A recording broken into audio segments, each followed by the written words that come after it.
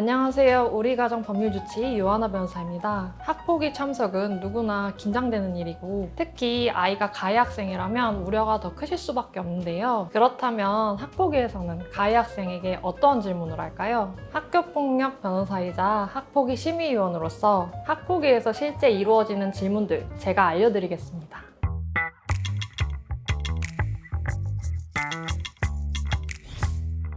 학폭위에서 꼭 나오는 질문 첫 번째, 사실관계에 대한 질문입니다. 쌍방 의견이 대립하는 경우가 많기 때문에 제출한 증거에 따라 사실관계가 맞는지 확인하는 건데요. 예를 들어 피해 학생은 이렇게 말했는데 어떻게 생각하나요? 만약 폭행이 있었다면 어디를 어떻게 때렸는지 당시 상황을 자세히 묘사해보라고 하거나 구체적인 행동을 묘사해보라고 하는 경우도 있습니다. 만약 잘못된 사실이 있다면 어떠한 부분이 사실이 아닌지 구체적으로 답변하는 것이 중요합니다. 특히 사실관계가 대립되는 사건이라면 학폭위 전 사실관계를 차분히 정리하고 학폭위에 참석하는 걸 추천드립니다. 다음으로 많이 나오는 질문은 행위 동기, 피해 학생과의 관계도 빠지지 않은 질문입니다. 이것은 고의성을 책정하기 위한 질문인데요.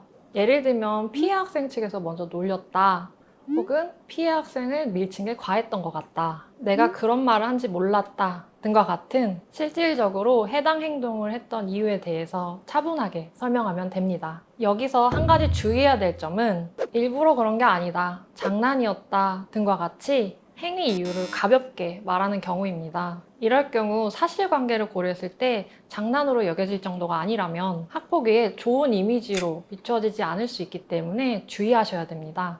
이러한 고의성에 대한 질문과 더불어 피해 학생과의 평소 관계에 대한 질문도 있을 수 있습니다. 예전에는 친했다고 하는데 정말 사실인지, 친구였다면 평소 둘 사이에 어떤 장난을 주고받았는지, 당시 피해 학생 반응은 어땠는지 등등이 있을 수 있습니다. 평소 관계가 학폭 처분에 영향을 미치기 때문입니다. 다음으로 생각하셔야 할 것은 잘못을 진정으로 인정하고 반성하고 있는지입니다. 피해 학생에게 사과하고 화해할 생각이 있는지, 만약 사과할 마음이 있다면 피해 학생에게 어떤 노력을 했는지 등의 질문인데요. 정말 잘못한 부분이 크고 이를 인정한다면 반성의 의지 및 피해 학생에 대한 진정한 미안한 마음 등 아이와 해당 사건에 대해서 진지하게 이야기를 나누어 보고 학폭위 당일 진솔한 마음이 전달되도록 말하는 것이 중요합니다. 또한 진정한 사과나 화해를 위한 시도를 한 적이 있다면 구체적인 증거를 제출하는 것도 학폭위 결정에 좋은 영향을 줄 수 있습니다.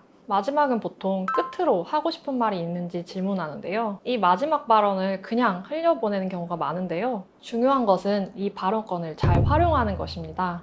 친구에게 미안한 점, 얼마나 반성을 하고 있는지, 혹은 해당 사건을 계기로 앞으로 본인이 학교 생활을 어떻게 할지에 대한 계획도 차분하게 정리해서 발언하는 것이 도움될 수 있습니다. 더불어 질문에 대한 답변 과정에서 꼭 주의하셔야 될 점을 알려드리겠습니다. 첫 번째로는 감정적으로 대응하시면 안 됩니다. 억울하게 학폭위 대상이 됐을 수도 있고 또는 다소 날카로운 질문이 있을 수도 있습니다. 하지만 억울하다, 그게 말이 되냐와 같이 부모님들이 지나치게 감정적인 말들만 반복한다면 위원들의 입장에서는 지치고 정확한 판단이 어려울 수 있기 때문입니다. 억울한 마음은 이해하지만 그럼에도 불구하고 최대한 이성적으로 답변하는 것이 중요합니다. 두 번째는 학폭위에서의 주체는 아이여야 한다는 겁니다. 낯선 어른들 앞에서 질문에 답변을 해야 되는 아이, 그 모습을 지켜보는 부모님의 마음은 안타까울 것입니다. 하지만 그렇다고 아이가 말을 잘못했는데요? 그게 아니라 와 같이 아이의 말을 가로막거나 대신 답변하게 되면 진술의 신빙성을 인정받기가 어려울 수 있습니다. 아이가 충분히 말을 할 수 있도록 도와주고 아이의 답변을 보충해준다 정도로만 생각하시는 것이 현명합니다.